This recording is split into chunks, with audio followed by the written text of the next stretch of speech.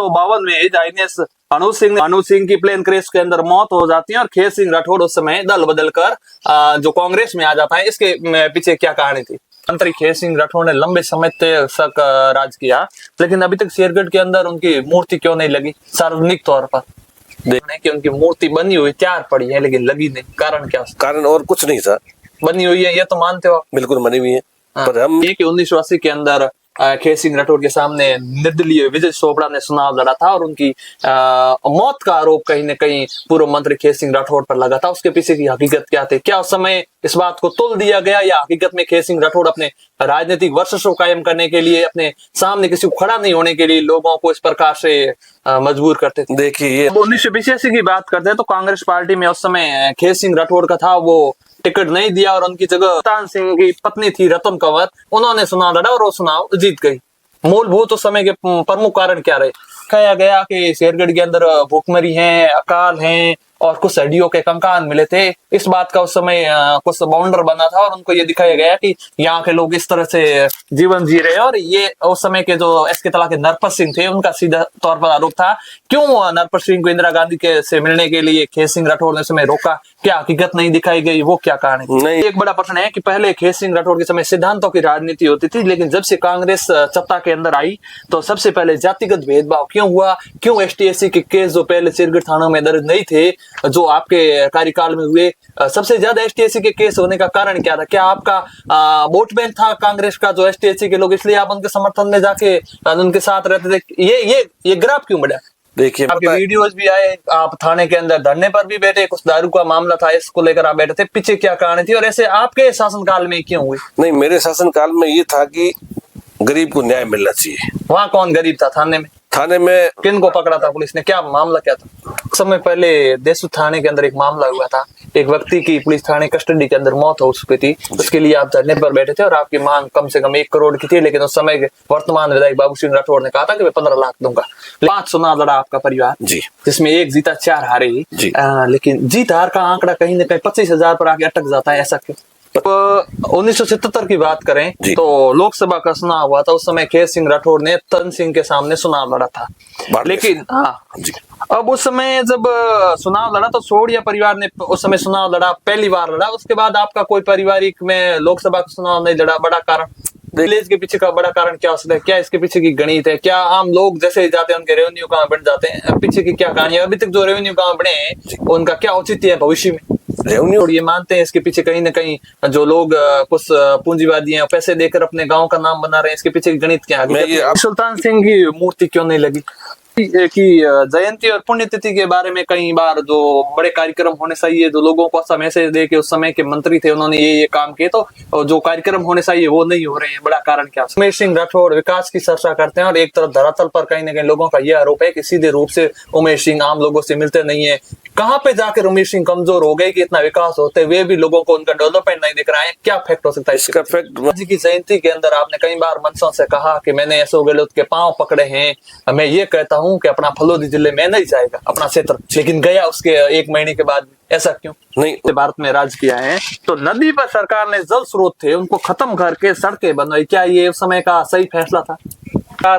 छोड़िया परिवार, उनकी आपकी जो तीसरी पीढ़ी है वो चुनाव लड़ रही है, लेकिन आपने सरकारी योजनाओं के अलावा कौन से बड़े काम किए हैं जो शेरगढ़ के लिए प्रतिभा का काम हो? प्रश्न यही कि शेरगढ़ का कहीं ना कहीं परिसीमन हो रहा है, तो क्या आने वाले समय में शेरगढ़ के 2 टुकड़े हो सकते हैं? देखिए, मैं इस बात पे आपको कुछ कह नहीं सकता हूँ कि मेरे सामने मेरे भाई है, मैं उनको भाई कहता हूँ हमेशा, बाबू सिंह जी, वो बड़े कलाकार आदमी है। वो किसी को पता तक नहीं पड़ने देते हैं वो क्या करने वाले हैं। पर नमस्कार, हूँ सवाई सिंह खारीबेरी और आप देख रहे हो आश्री मीडिया रो पॉडकास्ट। आज वो बात करोला शेरगढ़ रे राजनीति के इतिहास री, आखिर उन टाइम शेरगढ़ राजनीति की कर चलती। आज वो बात कर रही हूँ शेरगढ़ राजनीति 1952 लेन अब तक री। उन टाइम मायने पूर्व मंत्री खेत सिंह राठौड़ का जो कामकाज थे वो कैसे थे, उनके बारे में भी हम चर्चा करेंगे। और आखिर उस समय की राजनीति गणित थी वो कैसे बैठती थी, और काफी समय तक जो खेत सिंह राठौड़ का जो मजबूत कार्यकाल रहा उसके बारे में भी हम उनके बारे में। और अभी हम चर्चा करेंगे, उमेश सिंह जी के साथ पॉडकास्ट करेंगे। उनके विभिन्न प्रकार के सवाल हैं, उनसे हम पूछेंगे और पूरी उनसे राय लेंगे। आप हमारे साथ पॉडकास्ट में जुड़े रहे। भी हम चर्चा करेंगे। सबसे पहले आपका स्वागत है। नमस्कार। सबसे पहला प्रश्न आपके बारे में यही है कि थोड़ा आपके पर्सनल लाइफ के बारे में बता दीजिए, आप जो दर्शक देख रहे हैं उनके बारे में। नमस्कार, मैं उमेर सिंह राठौड़, मेरा गांव चौरडिया है। मैंने स्वर्गीय कल्याण सिंह जी जो आजीवन प्रधान रहे लंबे समय तक, उनके घर में जन्म लिया। मेरे दादाजी श्री खेत सिंह राठौड़ साहब ने जब देश आजाद हुआ, लोकतंत्र के इस देश में स्थापना हुई, उसके बाद में पहला चुनाव उन्होंने लड़ा। मेरे घर में देश की आजादी के बाद में राजनीति की शुरुआत जब देश में हुई, उस समय से पहला चुनाव साहब ने लड़ा। उसके बाद लगातार वो जब तक चुनाव लड़ते रहे। फिर पिताजी ने पहला चुनाव प्रधान का लड़ा और जब तक प्रधान रहे। जब इस परिवार में मैंने जन्म लिया तो मेरे मन में भी एक भावना जगी कि जनता की सेवा कैसे की जाए, उसका कोई जरिया चाहिए।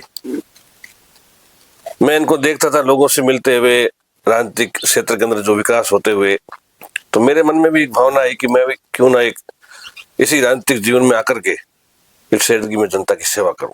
साहब, पहला प्रश्न आपसे यही है कि जब 1952 में INS अनुज सिंह ने स्वतंत्र पार्टी से खेत सिंह राठौड़ को चुनाव लड़वाया, लेकिन उसके बाद अनुज सिंह की प्लेन क्रैश के अंदर मौत हो जाती है और खेत सिंह राठौड़ उस समय दल बदल कर जो कांग्रेस में आ जाता है, इसके पीछे क्या कारण? तो फिर मैंने विचार किया कि अब मैं किस तरफ जाऊं। तो मैंने उनसे पूछा कि आपने उस वक्त में ये डिसीजन कैसे लिया कि मैं कांग्रेस पार्टी ज्वाइन करूं। तो वो मुझे बताते थे कि उस समय जब देश आजाद हुआ, देश की आजादी में कांग्रेस का बहुत बड़ा सहयोग रहा। इस पार्टी के नेता शहीद हुए, जेल गए, आंदोलन किए। आप महात्मा गांधी जी को ले लो, जवाहरलाल नेहरू जी को ले लो, वल्लभ भाई जी को ले लो, मौलाना आजाद को ले लो, बाबा साहब भीमराव अम्बेडकर को ले लो, ये सब कांग्रेस पार्टी से बिलोंग करते थे और पूरे देश के अंदर हवा कांग्रेस की थी। तब खेत सिंह साहब ने कहा, मैंने सोचा कि मुझे हवा के साथ चलना चाहिए, और आज यही एक पार्टी जिसने देश को आजादी दिलवाई। इसी कारण से उन्होंने वो हवा और देश की आजादी की जो भावना और जो माहौल देखी, इसलिए खेत सिंह साहब ने कांग्रेस पार्टी ज्वाइन की। हाँ, दूसरा प्रश्न आपसे यही है कि 1952 से लगातार चौरडिया परिवार, उनकी आपकी जो तीसरी पीढ़ी है वो चुनाव लड़ रही है, लेकिन आपने सरकारी योजनाओं के अलावा कौन से बड़े काम किए हैं जो इस शेरगढ़ के लिए प्रतिभा का काम हो? देखिए, अमूमन काम तो जब आप राजनीतिक में आते हो तो सरकारी काम सरकार से स्वीकृत होते हैं, पर मेरे परिवार की हमेशा एक इच्छा रही है कि कुछ सामाजिक काम भी होने चाहिए। जैसे मेरा परिवार देवराज समाज एक जाति में आता है, राजपूत जाति के अंदर। उनके यहाँ 24 गांव इस क्षेत्र में बसे हुए हैं, और खेत सिंह साहब के और कल्याण सिंह साहब के दिमाग में आई कि क्यों ना राव देवराज का एक स्मारक यहाँ स्थापित किया जाए। यहाँ एक ऐसी जगह है जहाँ कुलदेवी माँ का मंदिर है, बहुत बड़ा देवी माँ का ओरण है जहाँ हजारों संख्या के अंदर पेड़ लगे हुए, और ये जो सेतरावा गांव है ये जोधपुर से पहले स्थापित हुआ। तो इन्होंने तय किया कि अपने समाज का, अपने परिवार का, जिससे हमारी उत्पत्ति हुई है, उनका एक स्मारक बनाया जाए। खेत सिंह साहब आजीवन संरक्षक रहे, मेरे पिताजी आजीवन अध्यक्ष रहे, और समाज के लोगों की मेहरबानी रही कि उनकी भावना, उनको देखते हुए मेरे पिताजी के स्वर्गवास के बाद में मेरे भाई मोती सिंह जी को अध्यक्ष बनाया। और इस बार जब हमारी सरकार थी तो मेरे दिल में भी एक चीज आई कि खेत सिंह साहब आजीवन संरक्षक रहे, पिताजी आजीवन अध्यक्ष रहे, और मेरा भाई अध्यक्ष है, तो क्यों ना मैं गहलोत साहब से एक स्मारक की मांग करूं। और मेरी वो मांग गहलोत साहब ने स्वीकार की, और एक सामाजिक जो कार्य आज तक नहीं हुआ, मैं और मेरी वाइफ मीना कंवर यहाँ से विधायक थी, हमने साहब से अपील की, 7.5 बीघा जमीन अलॉट हुई, जो पिछले कई सालों से लोग कोशिश कर रहे थे। मेरे भाई बाबू सिंह जी जो भी वर्तमान विधायक, उन्होंने भी कोशिश की। यहाँ से राजा साहब मंत्री थे, अभी भी मंत्री हैं, इन सब ने प्रयास किया पर उनको सफलता नहीं मिली।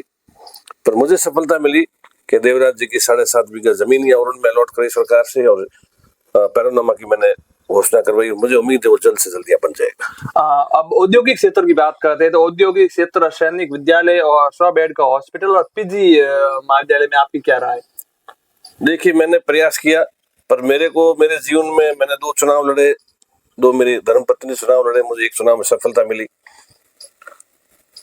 और जब पिछली सरकार में हमें सफलता मिली तो उसके बाद में पूरी दुनिया के अंदर एक महामारी आ गई, कोरोना नाम की, जैसे आपको स्वाई सिंह जी पता है। तो 2.5 साल तक तो सरकार उसी में लगी रही कि कैसे इस बीमारी से जो आम लोगों को निजात मिले, कम से कम लोगों की मृत्यु हो और लोग सुरक्षित रह सके। मुझे 2.5 साल का टाइमिंग मुझे मिला, तो मेरा पूरा प्रयास रहा। मेरी जो वर्तमान में केंद्रीय मंत्री है गजेंद्र सिंह जी, उनसे भी कई दफे चर्चा हुई। मैंने माननीय गहलोत साहब से भी लेटर लिखवाया, श्री नरेंद्र मोदी जी को, जो प्रधानमंत्री है हिंदुस्तान के। शेखाला के अंदर मैंने 25 बीघा जमीन गवर्नमेंट से केंद्रीय विद्यालय के लिए मैंने जमीन कटवाई, वो जमीन अलॉट हो गई आज की, उसके पास मेरे पास डॉक्यूमेंट है। पर समय कम मिला और हमारी सरकार चली गई। मैं आज ये कहना चाहूंगा कि आज के युग में शिक्षा ही जीवन है। इस युग में शिक्षा की बहुत जरूरत है और सर्वाधिक सैनिक अगर तहसील लेवल पे लिए जाए तो मेरे विधानसभा क्षेत्र, मेरे तहसील क्षेत्र के पूरे हिंदुस्तान के अंदर है। तो मैं चाहता हूं कि अभी डबल इंजन की सरकार है, मेरे भाई 4थी दफे विधायक बने हैं, गजेंद्र सिंह 3री दफे यहाँ से सांसद बने, हिंदुस्तान सरकार के अंदर मंत्री है। कई बार राजनीतिक मंच पर भी चर्चाएं हुई थी कि सैनिक विद्यालय बनना चाहिए। मैंने तो हर समय प्रयास किया। मैं आज भी अपील करता हूँ और आम क्षेत्र की जनता की भी अपील है कि यहाँ सर्वाधिक सैनिक होने के बाद में भी सैनिक स्कूल नहीं है, तो कहीं न कहीं नेताओं की कोई कमी है।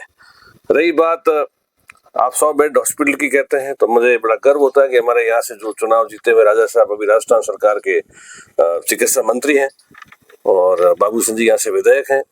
तो मैं उनसे अपील करना चाहूंगा कि 100% यहाँ आपके 100 बेड का हॉस्पिटल, हमारा सबसे बड़ा जो कस्बा है वहाँ बालेश्वर में बनना चाहिए। अब जब आपकी सरकार, कांग्रेस ने लंबे समय से भारत में राज किया है, तो नदी पर सरकार ने जल स्रोत थे उनको खत्म करके सड़कें बनवाई, क्या ये उस समय का सही फैसला था? देखिए, मैं स्वाई सिंह जी आप एक बात कहता हूँ, जब देश आजाद हुआ तो देश की माली हालत, आर्थिक स्थिति बड़ी नाजुक थी। जब देश आजाद हुआ तो उस समय देश के अंदर सुई भी नहीं बनती थी। हजारों साल से देश पहले मुगलों का गुलाम था, फिर अंग्रेजों का गुलाम रहा, फिर देश को आजादी मिली। कांग्रेस पार्टी की सरकार लगातार 10, 15, 20 साल तक रही, जब तक उन्होंने स्ट्रक्चर जमाने की कोशिश की। कल कारखाने, चाहे नदियां हो, चाहे रोडें हो, डेवलप करने की कोशिश की और एक मुकाम पे लाके इस देश को स्वर्गीय जवाहरलाल नेहरू जी, इंदिरा जी, हमारे टेक्नोक्रेट के जो मैं इनको जागृत कहता हूँ, राजीव गांधी जी, नरसिंह राव जी, और जो आर्थिक अर्थशास्त्री थे हमारे पूर्व प्रधानमंत्री मनमोहन सिंह जी, उन सब ने प्रयास किया कि देश की आर्थिक हालात बढ़िया होनी चाहिए। मैं आज गर्व के साथ कहता हूँ कि जब पूरा मुल्क, पूरी दुनिया आर्थिक मंदी से जूझ रही थी, उससे मनमोहन सिंह साहब ने हिंदुस्तान को उबार कर बाहर लेकर आए। अब 1977 की बात करें तो लोकसभा का चुनाव हुआ था। उस समय खेत सिंह राठौड़ ने सिंह के सामने चुनाव लड़ा था, लेकिन जी, अब उस समय जब चुनाव लड़ा तो सोढ़िया परिवार ने उस समय चुनाव लड़ा, पहली बार लड़ा। उसके बाद आपका कोई पारिवारिक में लोकसभा का चुनाव नहीं लड़ा, बड़ा कारण? देखिए, उस समय भारतीय जनता पार्टी की लहर थी 77 के अंदर, आपको पता है पूरे देश के अंदर बीजेपी की सरकार बनी थी और खेत सिंह साहब को बाड़मेर से टिकट दिया गया था, वो असफल रहे। उसके बाद में साहब ने प्रयास नहीं किया, पर मैंने 2 चुनाव के अंदर प्रयास किया कि मुझे जोधपुर लोकसभा से टिकट मिलना चाहिए, पर पार्टी ने किसी कारणवश से मुझे टिकट लोकसभा का नहीं दिया। मैं तो आज भी आपको ये कहता हूं कि पार्टी का सिपाही हूं, पार्टी का सेवक हूं और क्षेत्र की जनता का सेवक हूं। मुझे कांग्रेस पार्टी जहां भी चुनाव लड़ेगी, चाहे विधायक का हो, चाहे सांसद का हो, मैं हमेशा स्वाई सिंह जी तैयार हूं। ये पार्टी को निर्णय लेना है कि वो टिकट किसको दे और किसको नहीं दे। अब 1982 की बात करते हैं तो कांग्रेस पार्टी में उस समय खेत सिंह राठौड़ का था, वो टिकट नहीं दिया और उनकी जगह दिया था कल्याण सिंह जी को। और बताया यह जा रहा है कि आईजी सुल्तान सिंह की पत्नी थी रतन कंवर, उन्होंने चुनाव लड़ा और वो चुनाव जीत गई। मूलभूत उस समय के प्रमुख कारण क्या रहे? उस वक्त में राजीव गांधी जी पहले प्रधानमंत्री बने थे, उन्होंने एक सीमा आयु सीमा तय कर दी थी कि जो 60 साल का जो व्यक्ति हो गया इस कांग्रेस पार्टी के अंदर जो राजनेता, उसको टिकट नहीं देंगे। तो खेर सिंह जी साहब उस समय 60 साल के हो गए थे। तो साहब ने अपने उत्तराधिकारी जो मेरे पिताजी हमेशा उनके साथ बेटे की तरह रहे और साहब की हमेशा उनके ऊपर कृपा रही, कल्याण सिंह साहब को टिकट दिया। पर विपक्ष के अंदर भैरू सिंह जी शेखर भी बड़े चतुर आदमी थे। उन्होंने ये देखा कि भाई खेर सिंह जी के बाद में ये उनके परिवार में एक कांग्रेस पार्टी में और नेता तैयार हो जाएगा, तो क्यों ना मैं ऐसी चालबाजी करके उनके परिवार में टिकट देता हूँ। मेरी दादी माँ जयपुर, स्वर्गीय जी साहब की धर्मपत्नी मेरी दादी माँ रत्न कौर जी जयपुर में रहते थे और उन्होंने वहां भैरू सिंह जी ने जाकर के उनको सेटिस्फाइड करके उनको टिकट दे दिया। और टिकट देने के बाद जब बेटे के सामने माँ खड़ी हो जाती है तो स्थितियां बड़ी संकीर्ण हो जाती है कि कैसे प्रचार किया जाए और कैसे नहीं किया जाए। और वो मैं मानता हूँ कि उस वक्त में हमारे परिवार के दो सदस्य आमने सामने खड़े होने से हमारे राजनीतिक में परिवार में हमारी थोड़ी गिरावट भी राजनीतिक में आई है। वो उस समय की व्यवस्था थी, मैं उसमें छोटा था काफी। अब उमेश सिंह जी, बड़ा प्रश्न यही है कि जब पूर्व मंत्री खेर सिंह राठौर ने लंबे समय तक राज किया, लेकिन अभी तक शेरगढ़ के अंदर उनकी मूर्ति क्यों नहीं लगी सार्वजनिक तौर पर? देखिए कि खेर सिंह साहब के स्वर्गवास होने के बाद में पहले ही बाबू सिंह जी विधायक बन गए और बाबू सिंह जी हर जगह जहाँ भी स्पीच देते हैं, जहाँ भी बात करते हैं, वो कहते हैं मैं खेर सिंह जी का पोता हूँ और खेर सिंह जी मुझे आशीर्वाद देके गए और मैं कहीं न कहीं उनके नाम का कोई काम करूंगा। मुझे तभी 2.5-3 साल का मौका मिला और मैंने प्रयास भी किया कि कोई ऐसी शिक्षण संस्था या ऐसी कोई जगह हो जिसका उनके नाम के नामांकन किया जाए। और मैंने लेटर भी गहलोत साहब को लिखे। ये जरूर मैं मानता हूँ कि मैं उनका राजनीतिक उत्तराधिकारी उनका वारिस हूँ, तो मुझे उनकी कहीं न कहीं स्टेचू इस क्षेत्र के अंदर स्थापित करनी चाहिए। पर मैं आपको वादे के साथ कहता हूँ, मेरा विचार है, मैं लगा हुआ हूँ, मैं ऐसी जगह जहाँ हर पब्लिक वहां से गुजरे और खेर सिंह साहब की स्टेचू पे नजर जानी चाहिए। ये भी एक बड़ा प्रश्न है कि उनकी मूर्ति बनी हुई तैयार पड़ी है लेकिन लगी नहीं, कारण क्या? कारण और कुछ नहीं था, बनी हुई है, ये तो मानते हो? बिल्कुल बनी हुई है। हाँ। पर हम ये सोच रहे, पहले हमारी इच्छा थी कि हम जोधपुर के अंदर कहीं स्थापित करें, फिर कुछ लोगों का मानना था कि उनकी स्टेचू लगनी चाहिए, क्षेत्र के अंदर लगनी चाहिए। पर मैं आपको विश्वास के साथ कहता हूँ कि जल्द से जल्द ऐसी जगह, ऐसा स्मारक हम डेवलप करेंगे जो पीढ़ियों तक उस स्मारक को लोग देखेंगे। अब आईजी सुल्तान सिंह की मूर्ति क्यों नहीं लगी?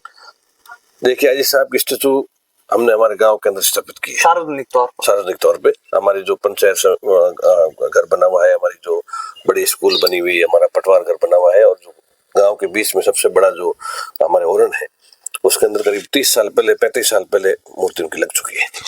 पूर्व मंत्री खेर सिंह जी की जयंती और पुण्यतिथि के बारे में कई बार जो बड़े कार्यक्रम होने चाहिए, जो लोगों को ऐसा मैसेज दे के उस समय के मंत्री थे उन्होंने ये काम किए, तो जो कार्यक्रम होने चाहिए वो नहीं हो रहे हैं, बड़ा कारण क्या हो सकता है? इसका कोई कारण नहीं है, इसमें कार्यकर्ताओं की भूल है, उसका जिम्मेदार मैं भी हूँ। पर हम सोच रहे हैं कि जल्द से जल्द साहब के नाम, आपके मन में ये विचार नहीं आता कि पूर्वज हैं, हम उनकी जयंती मनाएं, हम उनकी पुण्यतिथि मनाएं? बिल्कुल, हमारे वो आदर्श है और वो तो वो युग पुरुष थे कि उस जमाने में मुझे वो कहते थे कि जब देश की हालात ये थी कि न एजुकेशन थी, न शिक्षा थी, न आर्थिक स्थिति थी, उस वक्त में वो इलाहाबाद जैसे स्कूल में पढ़ के आए और वापस आकर के उन्होंने यहाँ से पहला चुनाव लड़ा। और उनकी आप खासियत देखिए कि पहला चुनाव लड़ते ही कांग्रेस सरकार के अंदर 57 के अंदर वो मंत्री बन गए। और आज हालात ये है कि मेरे भाई बाबू सिंह जी 4थी दफे मंत्री MLA बने हैं, अभी तक उनको मौका नहीं मिल रहा है। आप 5 चुनाव लड़ा आपका परिवार जी, जिसमें 1 जीता 4 हारे जी। लेकिन जीत हार का आंकड़ा कहीं न कहीं 25,000 पर आके अटक जाता है, ऐसा क्यों? 25,000 का आंकड़ा तो भाई सिंह जी इस बार का है। मैंने 2 चुनाव लड़े, सन 8 में लड़ा, मैं करीब 2180 वोट से चुनाव हारा। उसमें कई कारण हुए। बाबू सिंह जी जब विधायक बने तो उन्होंने सबसे पहले जब परिश्रमण हुआ तो जो हमारा क्षेत्र है, जो क्षेत्रावा सर्किल है, जो चौरडिया है, देचू है, जो हमारा, मैं यहाँ से बिलोंग करता हूँ, इन्होंने परिश्रमण के समय डाल दिया नई विधानसभा लाहौर के अंदर, तो हम कमजोर हो गए।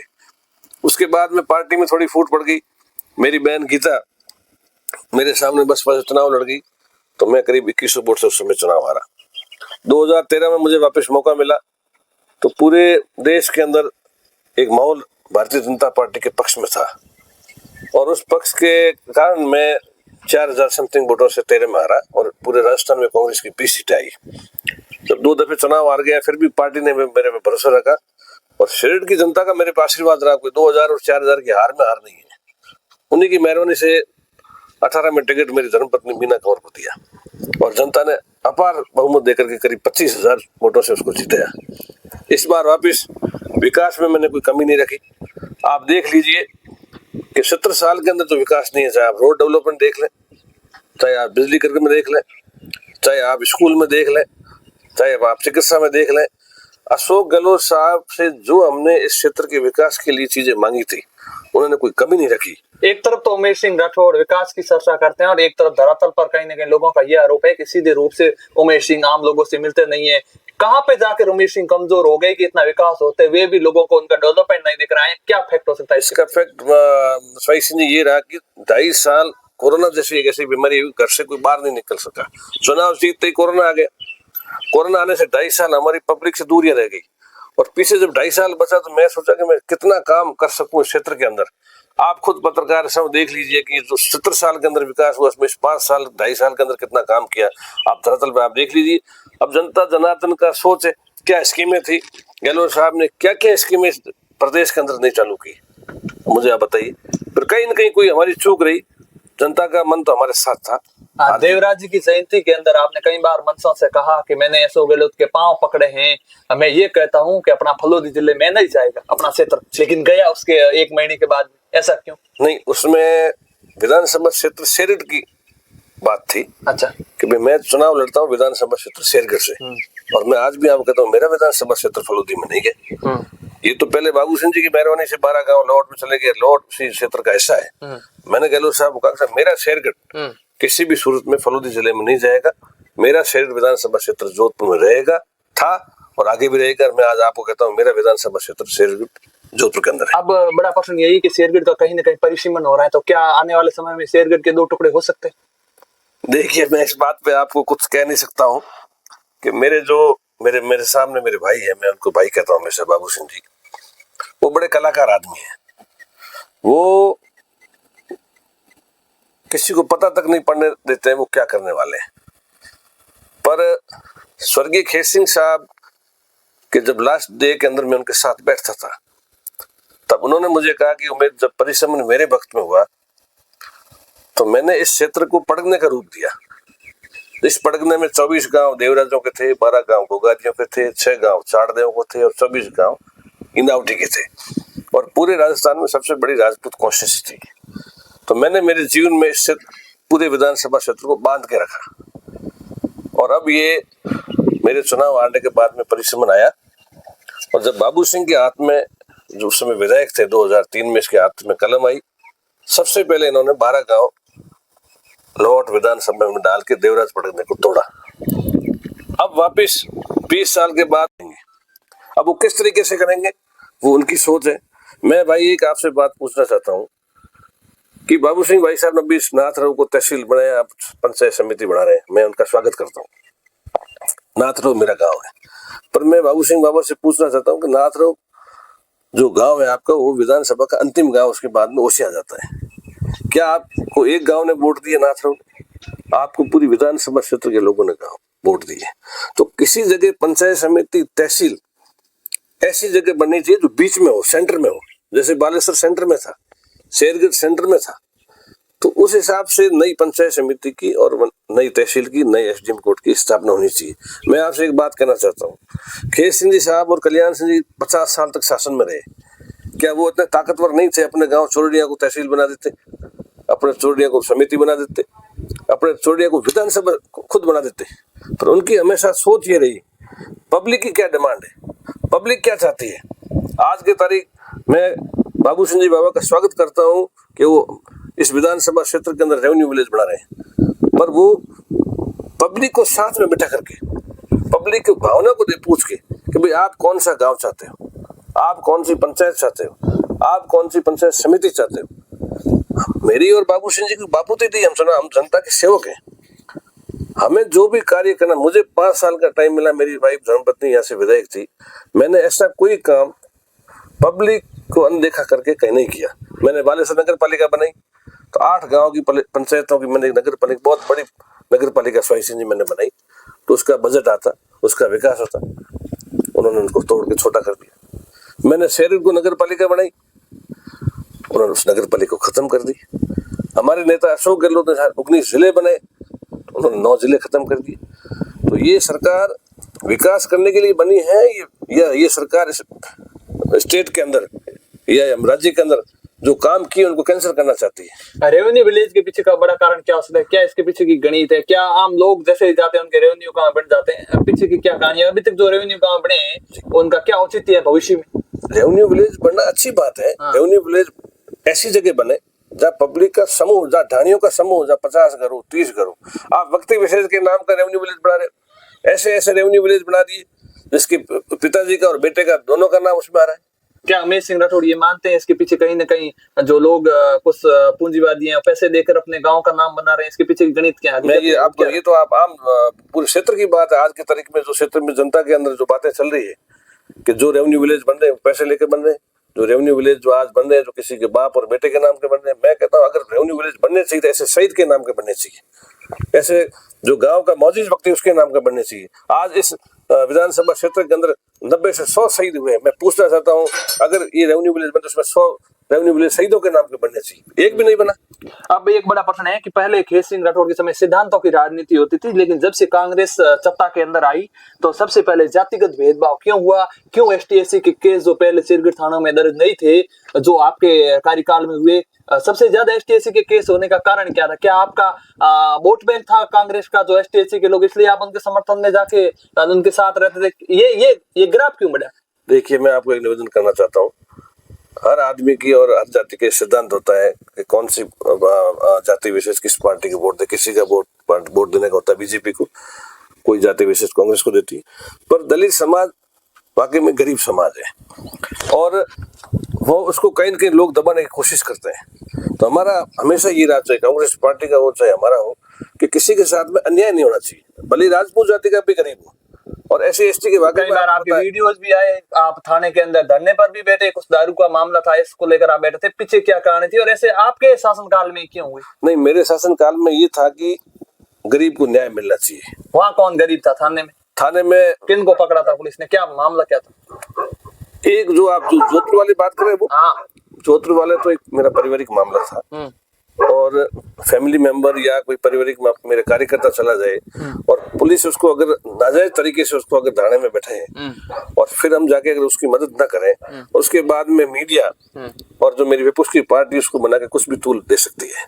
जब किसी व्यक्ति को बिना मतलब से थाने में बिठाया जाए और उसके ऊपर ब्लेम लगाया जाए और किसी को बदनाम किया जाए तो उस वक्त में मैं ये बात सहन नहीं कर सकता हूँ। मैं हमेशा सच्चाई के साथ रहता हूँ और जो सरकारी ऑफिसर किसी सही को गलत के अंदर डाल के फंसना चाहते हैं मैं फंसने नहीं देता हूँ, ये मेरा सिद्धांत है। एक कुछ समय पहले देशु थाने के अंदर एक मामला हुआ था, एक व्यक्ति की पुलिस थाने कस्टडी के अंदर मौत हो चुकी थी, उसके लिए आप धरने पर बैठे थे और आपकी मांग कम से कम 1 करोड़ की थी, लेकिन उस समय वर्तमान विधायक बाबू सिंह राठौड़ ने कहा था कि मैं 15 लाख दूंगा, लेकिन अभी तक वो मामला ठंडे बस्ते में पड़ा है, पीछे कोई कार्रवाई नहीं। क्या उसके व्यक्ति के ऊपर पॉक्सो एक्ट का मामला दर्ज था? क्या बड़ा मामला था जिसके ऊपर अभी तक कोई, इतना बड़ा आंदोलन होने के बाद भी कोई सुनवाई नहीं हुई?